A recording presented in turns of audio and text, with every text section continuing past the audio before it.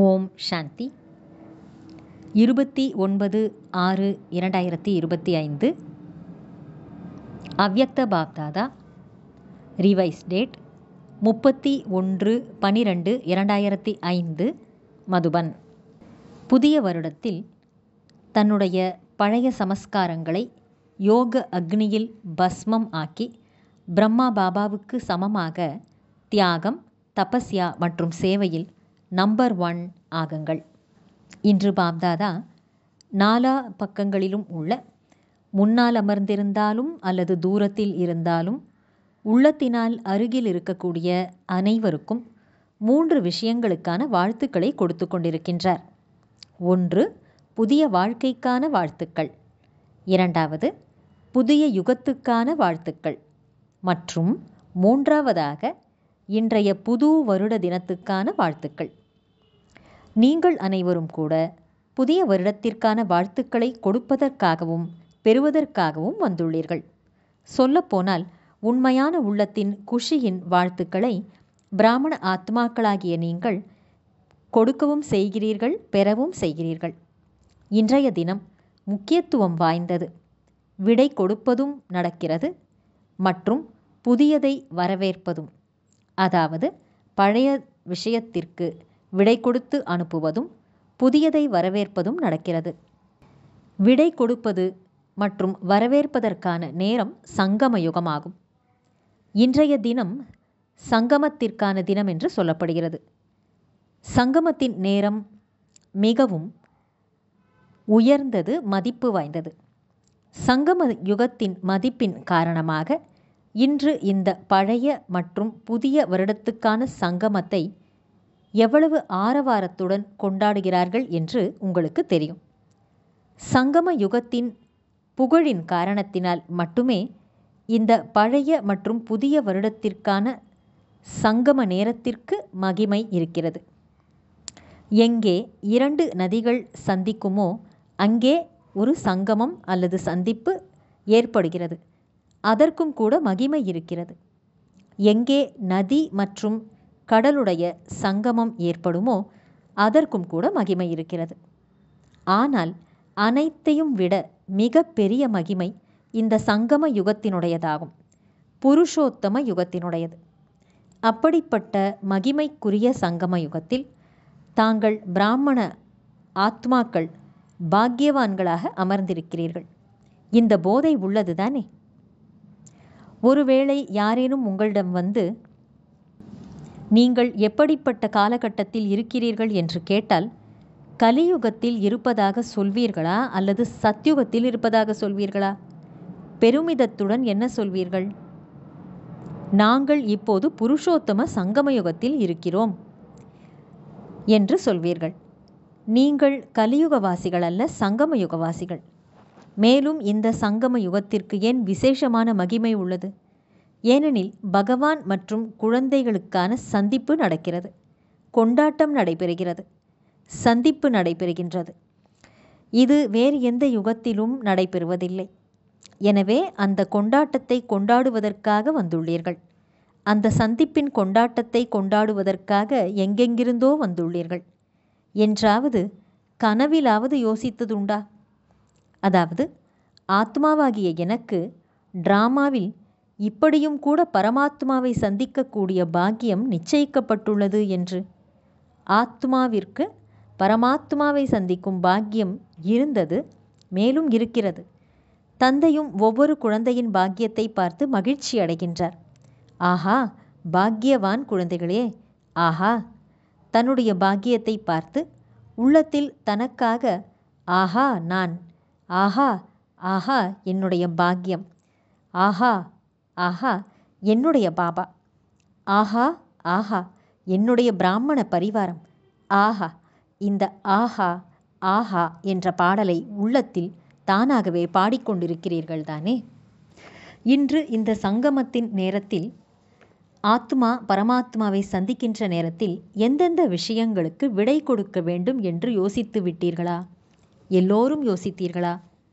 சதா காலத்திற்காக விடை கொடுக்க வேண்டும். ஏனென்றால் சதா காலத்திற்கு விடை கொடுக்கும்போது சதா காலத்திற்குமான வாழ்த்துக்களை கொண்டாட முடியும். அப்படிப்பட்ட வாழ்த்துக்களை கொடுங்கள். அதாவது உங்களுடைய முகத்தை பார்த்து உங்கள் முன்னால் வரக்கூடிய எந்த ஒரு ஆத்மாவும் கூட வாழ்த்துக்களை பெற்று மகிழ்ச்சியாகிவிட வேண்டும். யார் உள்ளத்தால் வாழ்த்துக்களை கொடுத்து வாழ்த்துக்களை பெறுகிறார்களோ அவர்கள் சதா காலத்திற்கு எப்படி தென்படுவார்கள்? சங்கமயுக ஃபரிஷ்தாவாக தென்படுவார்கள். எல்லோரும் இதற்கான புருஷார்த்தத்தை தானே செய்கிறீர்கள். பிராமணரில் இருந்து ஃபரிஷ்தா, மேலும் ஃபரிஷ்தா நிலையிலிருந்து தேவதை ஆக வேண்டும். ஏனென்றால் தந்தையிடம் அனைத்து விதமான எண்ணங்களையும், மேலும் இல்லறத்தை பற்றிய எண்ணங்களாக இருந்தாலும் கர்மத்தின் சுமையாக இருந்தாலும் அவற்றையெல்லாம் கொடுத்து விட்டீர்கள் தானே. சுமையை கொடுத்து விட்டீர்களா அல்லது தங்களிடமே கொஞ்சம் சுமையானது இருந்து விட்டதா? ஏனெனில் சிறிதளவு சுமை இருந்தாலும் அது உங்களை ஃபரிஷ்தாவாக ஆகவிடாது. மேலும் எப்பொழுது தந்தை குழந்தைகளின் சுமைகளை பெறுவதற்காக வந்திருக்கிறாரோ அப்பொழுது சுமைகளை கொடுப்பதில் என்ன கஷ்டம்? கஷ்டமா அல்லது எளிதா? யார் சுமையை கொடுத்து விட்டேன் என்று புரிந்திருக்கிறீர்களோ அவர்கள் கைகளை உயர்த்துங்கள். கொடுத்து விட்டீர்களா? நன்றாக யோசித்து பார்த்து கைகளை உயர்த்துங்கள். சுமைகளை கொடுத்து விட்டீர்களா? நல்லது. கொடுத்து விட்டீர்கள் என்றால் மிகுந்த நல்வாழ்த்துக்கள். மேலும் யார் கொடுக்கவில்லையோ அவர்கள் சுமையை எதற்காக வைத்து கொண்டிருக்கிறீர்கள்? சுமையின் மீது அன்பு வைத்திருக்கிறீர்களா என்ன? சுமை நன்றாக இருக்கிறதா என்ன? பாருங்கள், பாப்தாதா ஒவ்வொரு குழந்தையையும் என்னவென்று அழைக்கிறார்? ஓ என்னுடைய கவலையற்ற ராஜா குழந்தைகளே என்று அழைக்கிறார் அல்லவா? சுமை என்பது கவலைக்குரிய விஷயமாக உள்ளது தானே. எனவே சுமையை பெறுவதற்காக தந்தை வந்திருக்கிறார். ஏனெனில் 63 பிறவிகளாக தந்தை பார்த்து கொண்டிருக்கிறார். சுமையை தூக்கி தூக்கி குழந்தைகள் மிகவும் பாரம் நிறைந்தவர்களாக ஆகிவிட்டீர்கள். எனவே தந்தை இப்போது அன்பாக சொல்லிக் கொண்டிருக்கிறார், சுமையை கொடுத்து விடுங்கள் என்று. பிறகும் கூட ஏன் நீங்கள் வைத்து கொண்டிருக்கிறீர்கள்? சுமை என்ன நன்றாகவா இருக்கிறது? அனைத்தையும் விட சூட்சுமமான சுமை என்னவென்றால் பழைய சமஸ்காரத்தினுடைய சுமையாகும். பாப்தாதா ஒவ்வொரு குழந்தையின் இந்த வருடத்திற்கான சார்ட்டை வருடம் முடிவடைந்து கொண்டிருப்பதனால் பார்த்தார். நீங்கள் ஒவ்வொருவரும் கூட அவரவருடைய வருடத்திற்கான சார்ட்டை சோதனை செய்து பார்த்தீர்களா? பாப்தாதா பார்த்தார், அநேக குழந்தைகளுக்கு இந்த பழைய உலகத்தின் மீதுள்ள ஈர்ப்பு குறைந்து விட்டது. பழைய சம்பந்தங்களின் மீதுள்ள ஈர்ப்பும் கூட குறைந்துள்ளது. ஆனால் பழைய சமஸ்காரங்களின் சுமையானது அநேகம் பேரிடம் அப்படியே இருக்கிறது. ஏதேனும் ஒரு ரூபத்தில், அதாவது மனதில் அசுத்தமான எண்ணங்கள் இல்லை என்றாலும் வீணான எண்ணங்களுடைய சமஸ்காரம் ஒரு குறிப்பிட்ட சதவிகிதத்தில் இப்பொழுதும் தென்படுகிறது. வார்த்தையிலும் தென்படுகிறது.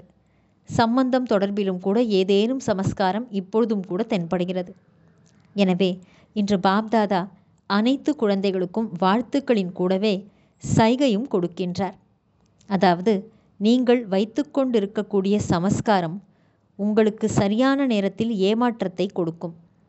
அதன் கூடவே கடைசி நேரத்தில் ஏமாற்றம் அடைவதற்கான கருவியாகவும் இருக்கும். எனவே இன்று சமஸ்காரத்தை சம்ஹாரம் செய்து விடுங்கள், அழித்து விடுங்கள். ஒவ்வொருவரும் தன்னுடைய சமஸ்காரத்தை தெரிந்து வைத்துள்ளீர்கள். அதை விடவும் விரும்புகிறீர்கள். தொந்தரவாகவும் இருக்கிறது. ஆனால் நிரந்தரமாக அதில் மாற்றத்தை கொண்டு வருவதில் தீவிர முயற்சியாளர் ஆகவில்லை. முயற்சி செய்கிறீர்கள், ஆனால் தீவிர புருஷார்த்தியாக ஆகவில்லை. காரணம், ஏன் தீவிர முயற்சி நடக்காமல் இருக்கிறது? காரணம் இதுதான். எப்படி ராவணனை கொன்றார்கள், கொன்றதோடு இல்லாமல் கூடவே எரிக்கவும் செய்தார்கள். அதே போல கொல்வதற்கு, பழைய சமஸ்காரத்தை கொல்வதற்கு அல்லது அழிப்பதற்கு புருஷார்த்தம் செய்கிறீர்கள். சற்று நேரத்திற்கு அதுவும் மயக்க நிலையை அடைகிறது. ஆனால் நீங்கள் அதனை எரிப்பதில்லை. எனவே மயக்க நிலையிலிருந்து அவ்வப்பொழுது அது எழுந்து வந்து விடுகிறது. எனவே பழைய சமஸ்காரத்தை தகனம் செய்வதற்காக இந்த புதிய வருடத்தில் யோக அக்னியின் மூலமாக எரிப்பதற்கான திட சங்கல்பத்திலே கவனம் செலுத்துங்கள். இந்த புதிய வருடத்தில் என்ன செய்ய வேண்டும் என்று கேட்கிறீர்கள் தானே? சேவையின் விஷயம் என்பது தனி. முதலில் சுயத்திற்கான விஷயம். யோகா செய்ய வைக்கிறீர்கள். பாப்தாதா குழந்தைகள் யோகத்தின் பயிற்சி செய்வதை பார்க்கின்றார். அமிர்த வேளை கூட மிகுந்த புருஷார்த்தம் செய்கிறீர்கள். ஆனால் யோகாவை தபஸ்யாவாக தவத்தின் ரூபத்தில் செய்வதில்லை. நிச்சயமாக தந்தையை அன்போடு நினைவு செய்கிறீர்கள்தான். ஆன்மீக உரையாடலும் கூட நிறைய செய்கிறீர்கள். சக்தியை பெறுவதற்கும் பயிற்சியையும் செய்கிறீர்கள்.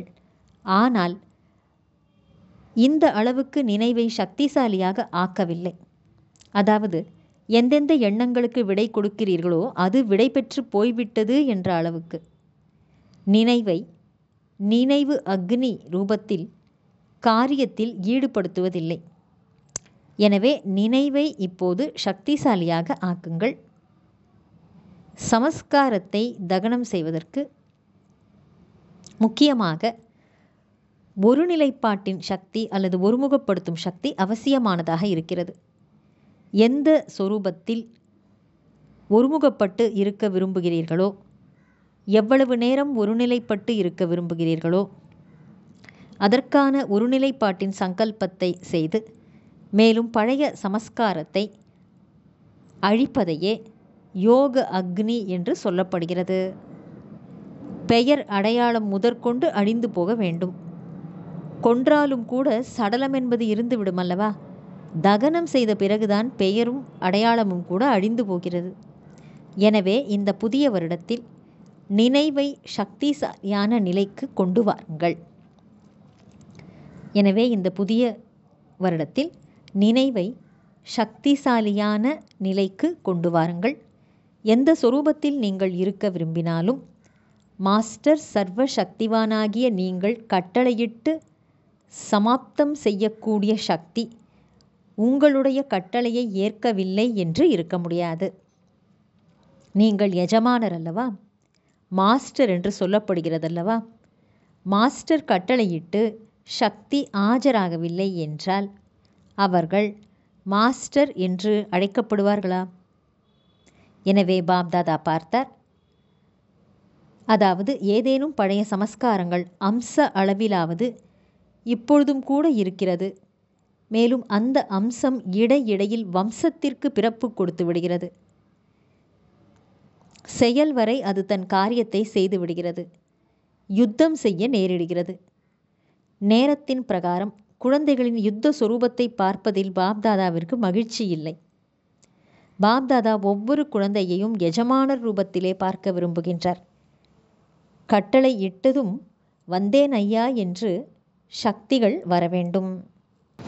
எனவே இந்த வருடத்தில் தனக்காக என்ன செய்ய வேண்டும் என்று கேட்டீர்கள் தானே? சக்திசாலியாக கவலையற்ற ராஜாவாக ஆக வேண்டும். ஏனெனில் எல்லோரின் லட்சியம் இதுதான். யாரேனும் உங்களிடம் உங்கள் லட்சியம் என்ன என்று கேட்டால் என்ன சொல்வீர்கள்? நாங்கள் உலகத்தின் ராஜ்யத்தை பெறுவோம், ராஜ்ய அதிகாரிகளாக ஆவோம் என்று சொல்வீர்கள். தன்னை ராஜயோகி என்று சொல்லிக் கொள்கிறீர்கள். பிரஜாயோகி இல்லைதானே? இந்த முழு சபையில் யாரேனும் பிரஜாயோகி இருக்கிறீர்களா? ஆசிரியர்கள் யாரேனும் இருக்கிறீர்களா? உங்களுடைய சென்டரில் பிரஜாயோகி இருக்கிறீர்களா? சொல்லும்போது எல்லோரும் ராஜயோகி என்று சொல்கிறீர்கள். பிரஜாயோகியா என்று கேட்டால் யாரும் கை உயர்த்துவதில்லை. நன்றாக இல்லைதானே? பாபாவுக்கும் கூட பெருமையாக இருக்கிறது. சங்கம யுகத்தில் கூட ஒவ்வொரு குழந்தையும் ராஜா குழந்தை என்று பாப்தாதா பெருமையுடன் சொல்கின்றார். எந்த ஒரு தந்தையும் உலகத்தில் என்னுடைய ஒவ்வொரு குழந்தையும் ராஜா குழந்தை என்று அத்தனை பூரிப்புடன் கூற முடியாது. ஆனால் பாப்தாதா சொல்கின்றார், என்னுடைய ஒவ்வொரு குழந்தையும் சுயராஜ்ய அதிகாரி, ராஜா குழந்தை என்று. பிரஜா யோகியா என்று கேட்கும்போது கைகளை உயர்த்தவில்லை தானே? அப்படியானால் ராஜா தானே? ஆனால் சோம்பேறியான ராஜாவாக ஆகிவிடாதீர்கள். அதாவது கட்டளை இடுகிறீர்கள், ஆனால் சக்திகள் உங்கள் கட்டளைக்கு அடிபணியவில்லை. பலகீனமான ராஜாவாக அவ்வாறு இருக்காதீர்கள். ராஜயோகி என்று புரிந்துள்ளவர்கள் கைகளை உயர்த்துங்கள். இன்று 18,000 சகோதர சகோதரிகள் கூடத்தில் அமர்ந்துள்ளார்கள். பாப்தாதா பார்த்து கொண்டிருக்கின்றார். மேலே அமர்ந்துள்ளவர்கள் கைகளை தூக்குங்கள். இது இந்த வருடத்திற்கான பாப்தாதாவின் கடைசி சந்திப்பில் ஆரம்பம் ஆகும். பாப்தாதா புருஷார்த்தத்திற்கு 3 மாத காலம் வீட்டுப்பாடம் தருகின்றார் தானே? வீட்டுப்பாடம் கொடுக்கின்றேன். ஏனெனில் இந்த இடையிடையே செய்யப்படும் ஹோம்ஒர்க்கு கூட கடைசி நேர பேப்பரில் சேமிப்பு ஆகும்.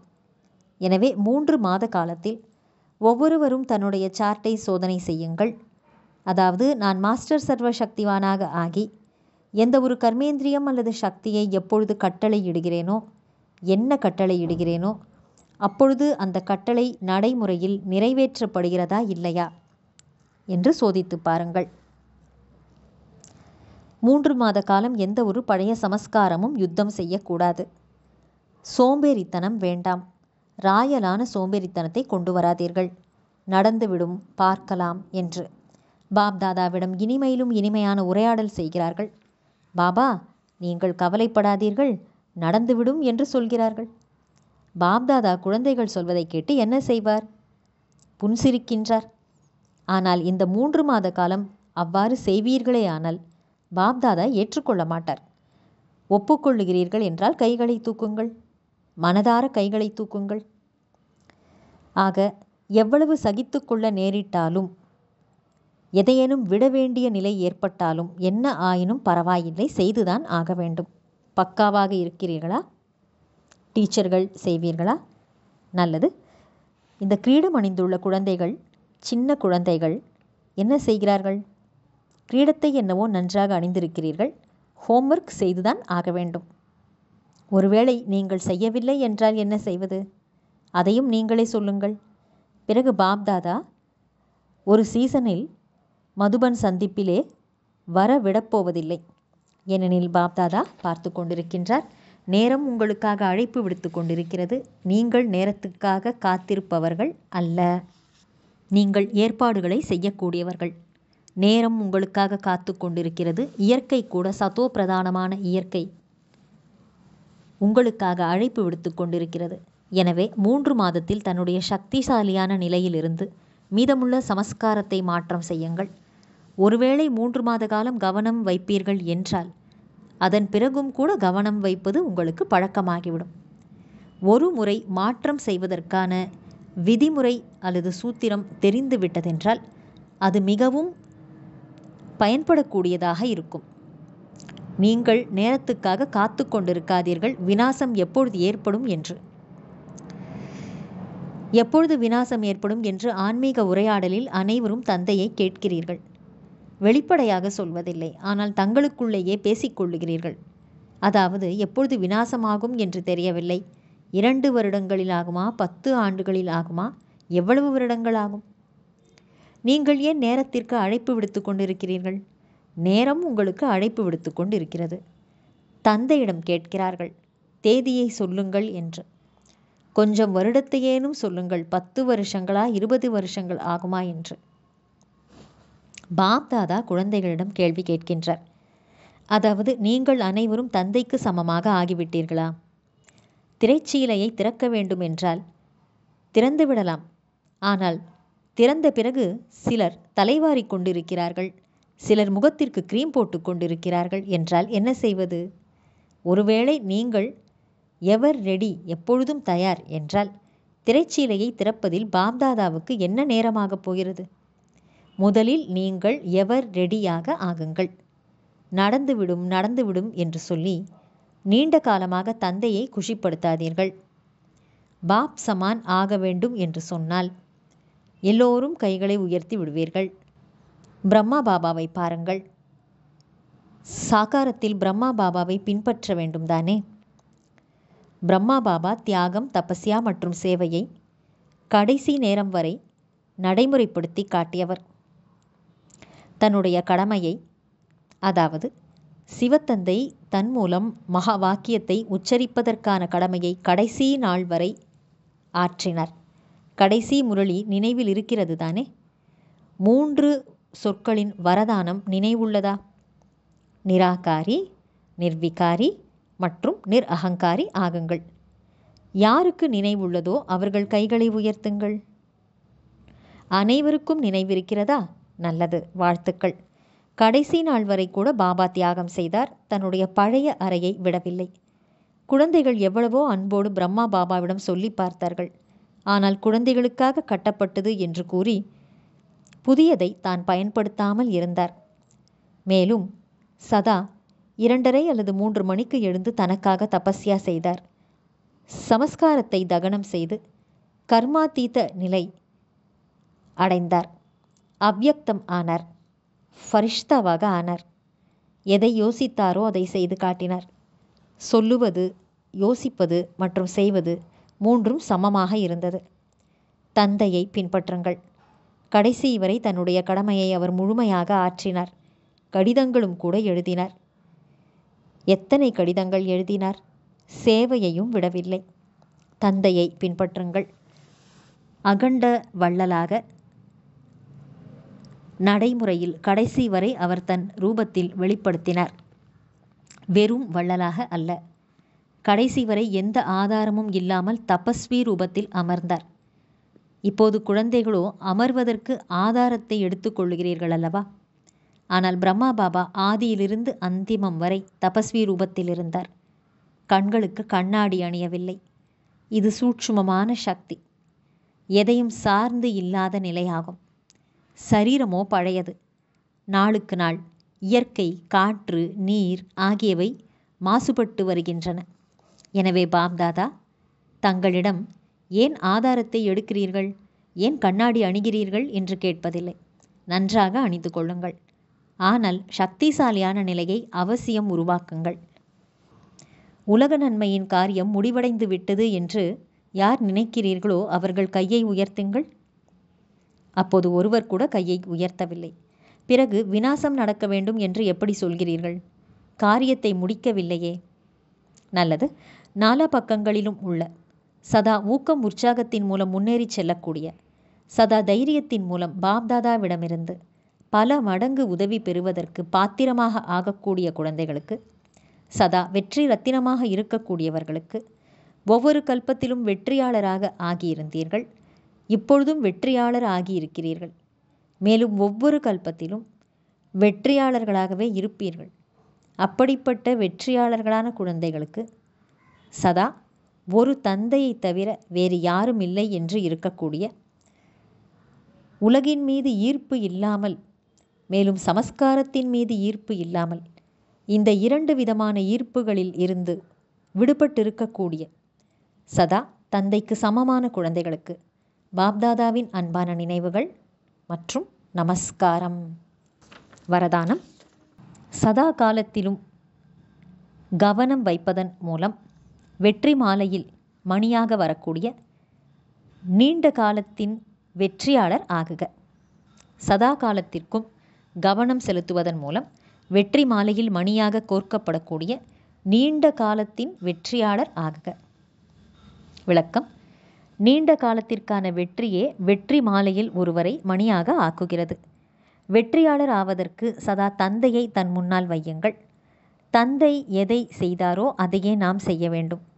ஒவ்வொரு அடியிலும் எது தந்தையின் சங்கல்பமோ அதுவே குழந்தைகளின் சங்கல்பமாக இருக்க வேண்டும்.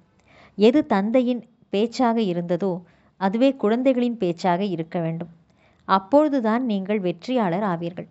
இதற்கான கவனம் சதா காலத்திற்கும் இருக்க வேண்டும். அப்பொழுதுதான் சதா காலத்திற்குமான ராஜ்ய பாக்கியம் பலனாக கிடைக்கும். ஏனெனில் எப்படி முயற்சியோ அப்படியே பலன். சதா காலத்திற்கான புருஷார்த்தம் என்றால் சதா காலத்திற்கான ராஜ்ய பாக்கியமும் கிடைக்கும். ஸ்லோகன். சேவையில் சதா ஆஜராவது என்றால் அதுவே உண்மையான அன்பின் அடையாளம் ஆகும். நல்லது. அவ்யக்த சமிக்கை. ஆன்மீக நிலையில் இருக்கும் பயிற்சி செய்யுங்கள். உள்முகம் ஆகுங்கள். எப்படி ஒரு மனிதன் கண்ணாடி முன்னால் நின்ற உடனேயே அது அந்த மனிதரை பிரதிபலிக்கும் காரியத்தை செய்து விடுகிறதோ அதேபோல உங்களுடைய ஆன்மீக ஸ்திதி சக்தி என்ற கண்ணாடியின் முன்னால் எந்த ஒரு ஆத்மா வந்தாலும் ஒரு நொடியில் அந்த ஆத்மாவினுடைய சொரூபத்தின் தரிசனத்தை அல்லது காட்சியை பெற்றுவிட வேண்டும். உங்களுடைய ஒவ்வொரு செயலிலும் ஒவ்வொரு நடத்தையிலும் ஆன்மீகத்தன்மையின் ஈர்ப்பு இருக்க வேண்டும். யார் தூய்மையான ஆன்மீக பலம் நிறைந்த ஆத்மாவாக இருக்கிறார்களோ அவர்கள் அனைவரையும் தன் பக்கம் அவசியம் ஈர்ப்பார்கள். நல்லது. ஓம் சாந்தி.